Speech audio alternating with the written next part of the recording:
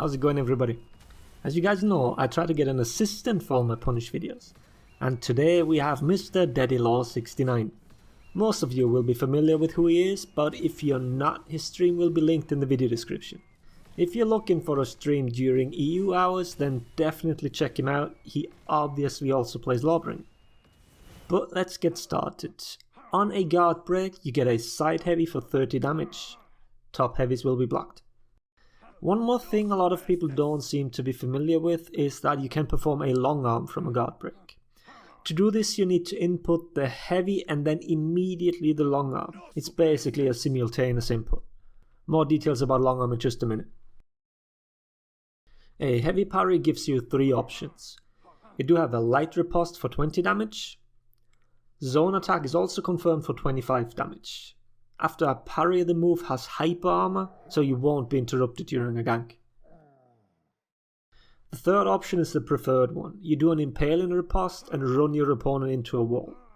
On a heavy parry, it is important that you buffer this input. You can combo this into another heavy for a total of 50 damage. You want to throw a top heavy for the extra stun effect, but damage wise the direction doesn't matter. On a light parry, you do get your unblockable top heavy. Once again, buffering the input is important, so press the button as soon as you see the confirmed parry. The damage comes in at 45.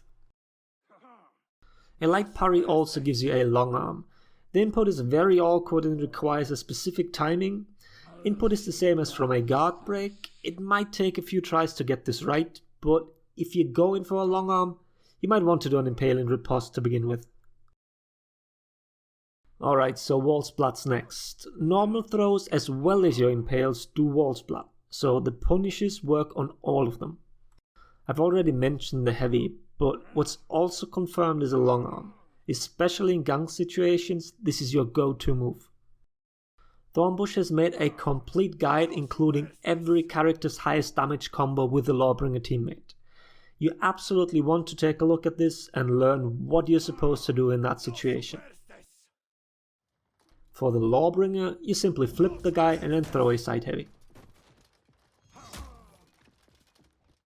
The timing for the move itself might require some practice as it can be dodged quite easily if done wrong.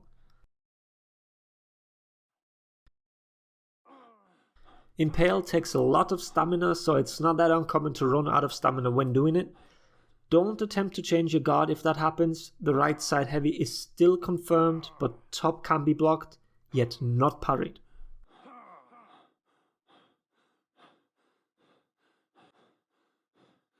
For his out of stamina punishes, you need to keep a few things in mind as they are a little unusual compared to other characters. On a parry, you need to wait a little bit and then do your light riposte into a top heavy. This nets you 55 damage.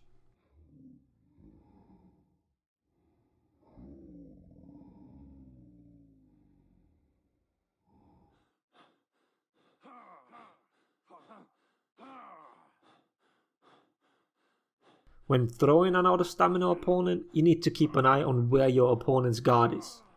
The punish is always 2 heavies, but you need to make sure to throw your second heavy from the direction his guard wasn't when you threw him. Damage is always 60 as it's 2 neutral heavies and not comboed ones.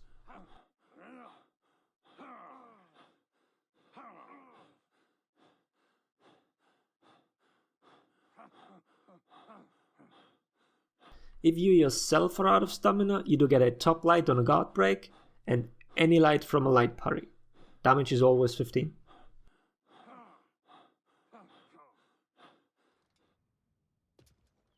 On a revenge knockdown, you have to pay attention where your own guard is at that moment. On a side guard, you do a side heavy into top light, combined damage is 59.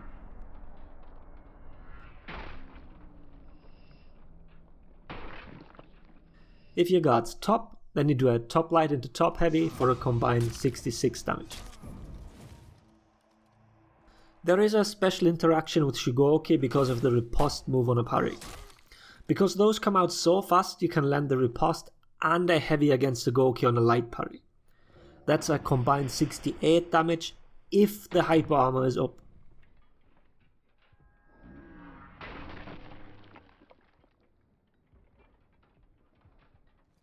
On the other hand, hyper armor works in favor of Shugoki when it comes to impales.